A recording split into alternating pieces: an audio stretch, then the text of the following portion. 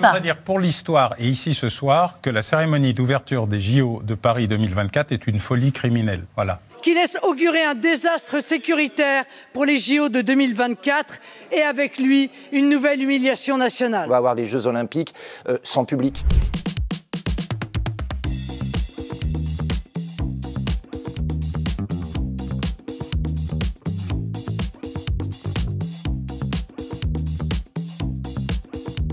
À tous ces peines à jouir, qui n'ont pas du tout envie, qu'on puisse célébrer quelque chose ensemble.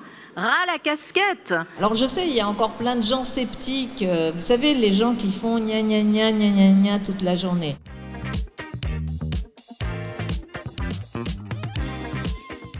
Vous n'avez tiré aucune leçon des émeutes de 2005, pas plus du Stade de France, qui laisse augurer un désastre sécuritaire pour les JO de 2024 et avec lui une nouvelle humiliation nationale. I mean, so iconic. It's just incredible. The history, the architecture, the buildings, the people. You know, happy, friendly. On aurait pu faire une cérémonie d'ouverture majestueuse dans un lieu fermé qui serait beaucoup plus sécurisé. Et en fait, ça aurait pu bien évidemment mettre à l'honneur notre pays. C'est irresponsable de maintenir cette cérémonie aujourd'hui ?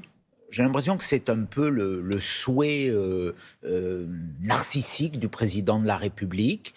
Voilà, est-ce que cela en vaut la peine ? Je ne suis pas sûr. C'était plein de générosité, c'était plein de bonheur, les gens avaient besoin de ça et c'était incroyable. Je voudrais dire pour l'histoire, et ici ce soir, que la cérémonie d'ouverture des JO de Paris 2024 est une folie criminelle.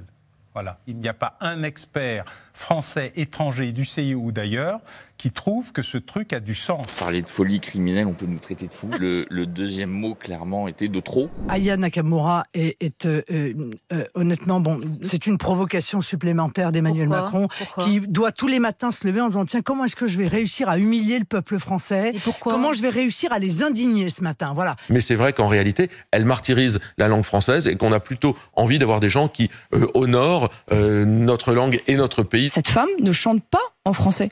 Elle ne représente pas la langue française. Je ferais mieux d'aller choisir mon vocabulaire pour te plaire dans la langue de Molière. Aujourd'hui, nous avons le sentiment que vous êtes en train de préparer deux paris.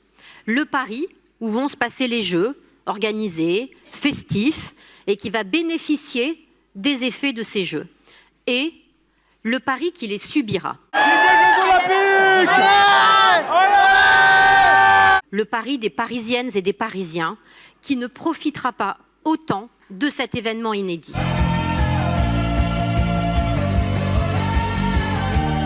Moi, ce qui m'inquiète, c'est qu'on va avoir des Jeux Olympiques sans public. On va avoir des Jeux Olympiques hors sol. Je suis assez inquiète de comment ça va se passer pour les Français qui, au quotidien, utilisent les transports en commun pour aller travailler. Ouais, même moi, je me demande comment je vais faire pour aller travailler à l'Assemblée nationale. Est-ce que j'y vais en voiture ? Si je prends les transports en commun, combien de temps ça va prendre ? Est-ce qu'on va réussir à entrer dans le RER ? Est-ce que ça va être blindé ?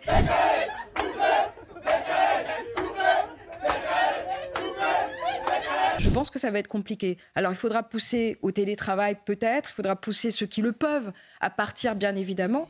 Je rentre à Paris, là, parce que je veux aller voir les JO.